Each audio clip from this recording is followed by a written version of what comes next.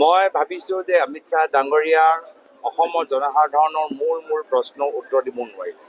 তেওঁ উত্তৰ দিব নোৱাৰিলে যে কেনেদৰে পুখুৰী খান্দি অসম বানপানীমুক্ত হ'ব পাৰে।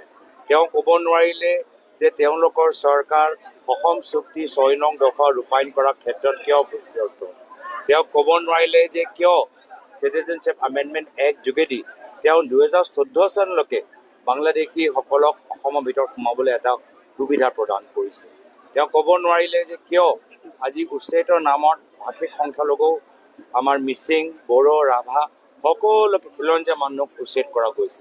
তো মই ভাবোঁ বহুতখিনি প্ৰশ্ন অধুৰা হৈ থাকিল আৰু সেইকাৰণে তেওঁলোকৰ আশা মৰ্মে যি প্ৰভাৱ পেলাব লাগিছিল পেলাবলৈ তেওঁলোকে নোৱাৰিলে। আগন্তুক দিনত আপোনালোকৰ স্বাস্থ্য, শিক্ষা আৰু মূল্য বৃদ্ধিৰ ক্ষেত্ৰত কেনেধৰণৰ পদক্ষেপ ল'ব? চাওক, আমি বৰ্তমান চৰকাৰ তেওঁলোকে চৰকাৰী অনুষ্ঠানবোৰ বন্ধ কৰি দিছে, চৰকাৰী স্কুলবোৰ বন্ধ কৰি দিছে, চৰকাৰী কলেজৰ ভিতৰত একো ধৰণৰ গুৰুত্ব দিয়া নাই। চৰকাৰী মেডিকেল কলেজৰ ভিতৰত ডক্টৰ, নাৰ্ছ নাই। গুৱাহাটী মেডিকেল কলেজত কেনেদৰে এগৰাকী শিশুৰ মৃত্যু হ'ল সকলোৱে খবৰ পাইছে। আমি চৰকাৰী অনুষ্ঠানৰ ওপৰত আমি জোৰ দিম। বৰ্তমান চৰকাৰৰ মুখ্যমন্ত্ৰী আমাৰ শিক্ষকসকলক গালি পাৰে, আমি চৰকাৰী শিক্ষকসকলক মৰম কৰিম।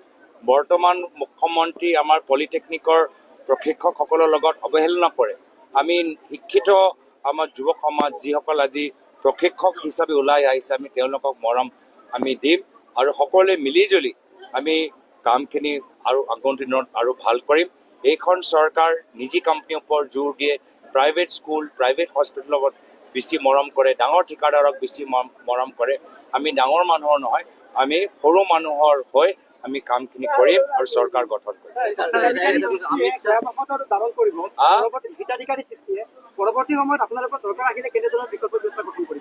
চাওক, আজিৰ তাৰিখত আমি হিতাধিকাৰী কোন হয়?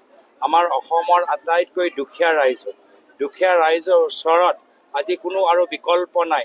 আজি প্ৰশিক্ষণ ল'বলৈ কোনো বিকল্প নাই, চৰকাৰী চাকৰি পাবলৈ কোনো বিকল্প নাই, নিজৰ উদ্যোগ খুলিবলৈ কোনো বিকল্প নাই, নিজৰ ব্যৱসায় চলাবলৈ কোনো বিকল্প নাই।